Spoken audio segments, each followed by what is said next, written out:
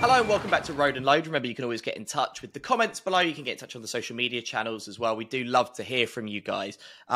Really lucky today because we're joined by Kieran Smith, CEO of Driver Require. It's a recruitment agency that helps hire people for the haulage industry. Kieran, the first thing I have to ask you is we can see an Imperial Stormtrooper behind you. How do you see Driver Require in the industry? Are you more the evil galactic empire or the Rebel Alliance?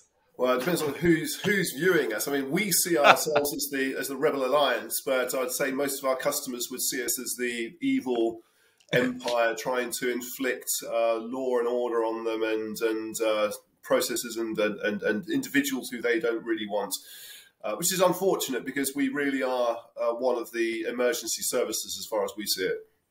Absolutely, yeah. I mean, I've checked out the website, kind of had a look into what you guys do, and I mean, a hugely valuable resource, not only for people who are hiring, but for people who are looking for work. And that's really kind of where our viewers and our listeners come in. It's for people who are new to the industry. And the subject of this video is money. So I suppose the first question is that people want to know, how much, as a newly qualified driver, can I earn in my first year? Right. That depends on the type of vehicle that you're driving. And at the end of the day, that depends upon at what stage you are in your process of going up the ladder of different vehicles. Typically, your starting point could be a van, because at that point you only need a car license. But then you might move up towards a 7.5 ton and then onto a class 2, which is a rigid, say, 18-ton vehicle. And ultimately, the final goal for most drivers is to get into an articulated, what we call a LGV1, HGV1, or C+E, lots of terminology, but it's basically a bendy wagon that is about 45 tons top load, and that's the nirvana for most drivers. Also, the amount of work that you do tends to change and become less onerous the larger the vehicle, because more people will then be involved in helping to load and unload your vehicle. So the question there is, what do you earn? I mean, for us, we operate in pounds per hour, but I can translate that into annual salary. Typically, a van driver would start just above the minimum wage, or let's call it the national living wage. So we're talking about £10 to £12 an hour, which translates into anywhere between, say, 25 and 30k a year, based on a 48-hour week, which is pretty typical for a driving job. But then if you move to class 2, which is the rigid 18-tonner type lorry that you see around, they do a lot of multi-drop work. There you're operating on around £14 to £20 an hour. For the really tough stuff, for example, I don't know, supermarket deliveries where you deliver into the small high street, smaller supermarket outlets, that's really tough work. You know, you can be getting £20 an hour. In that case, you're going to be earning anything up to 40, 50k, probably starting at about 30. And then when you get to the class 1, so the articulated lorries, you're talking 17 to £20 an hour. So realistically, anywhere between 40 and 50,000. But you know that does require a fair bit of investment. You need to invest in a full C+E license, is what it's called, and that's a good couple of grand of your own money goes into that. I mean, that's a really good amount of money to be earning and then to end up earning. And you Yes. mentioned obviously kind of investing into licenses, and obviously training is a huge part of this career. Do you kind of get people coming to you who maybe have aspirations for certain roles and you say, look, you need to go away and do some training? Yeah. The one thing I say over and over again is, you know, it's a great pity that logistics and HGV driving has a bad reputation, because, you know, in all honesty, pretty much every driver you see out there who's driving a lorry is doing it because they love it.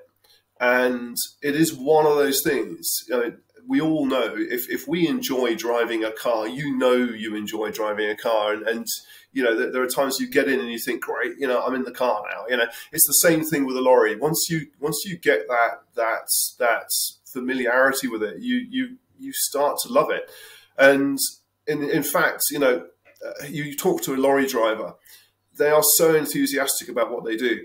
And this is one of those few jobs where, without any significant academic qualifications, you could, once you're at the right age, and that is a critical thing because you need to be 18 or above, but in fact 21 it used to be, you can get your lorry license. You could be earning 40 grand before you're 25 years old, even 50. You could even be earning more than that if you're willing to really push yourself.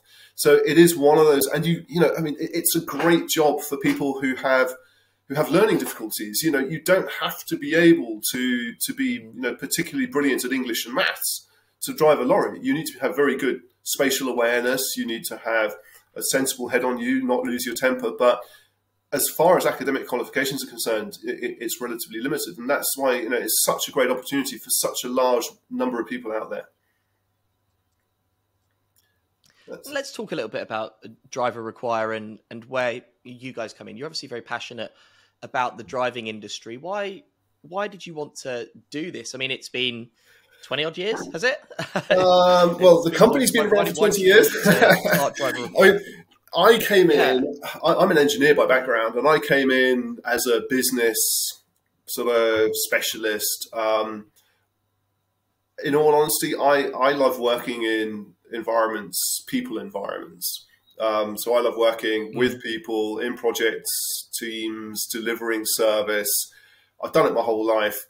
And this was an opportunity for me to do something slightly different, because before this I was in broadcast and telecoms, for my sins.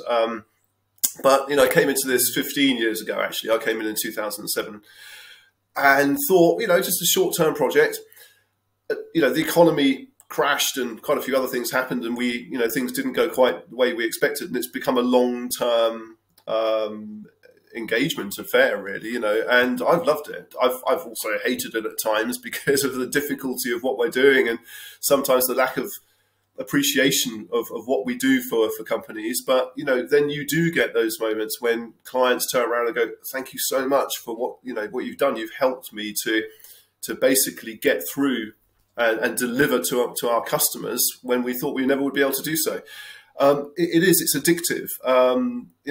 We place drivers. So we have you talked about who are our customers. We've got two clients, we call them.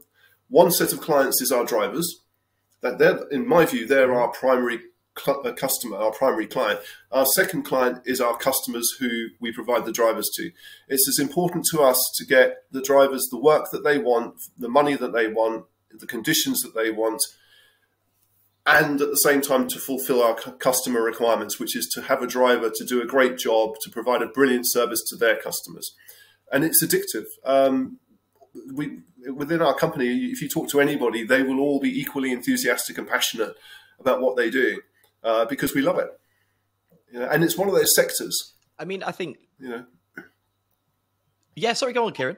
I was going to say, logistics is one of those sectors where once you are in it, it's like a drug. You do get addicted to it. It's rough and it's ready and it's full of colourful people, but it's also it's real and it's providing a great service to the community. In fact, one of the things that you hear occasionally is the transport managers, who are an essential part of our primary customer is the transport manager. They don't tend to get appreciated until they don't do what they're supposed to do. And then people realize how valuable a service it is they actually provide. And it's the same with lorry drivers.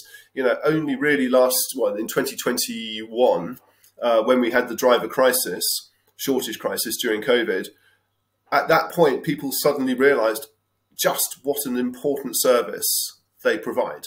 And to hear people bashing saucepans outside their houses, along, with bashing saucepans for the NHS, but doing it for the drivers and for the logistics community was music to our ears. To see that appreciation was brilliant.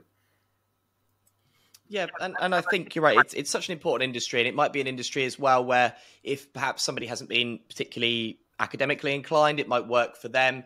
Or if, for example, you just want to travel, because there's huge scope to travel. And as Kieran mentioned, obviously the money you can make and the more work you put in, the rewards are really there. Look, thank you very much, Kieran. We've got tons more videos with Kieran and other experts. Just make sure you check out the Road and Load channel and do have your say in the comments.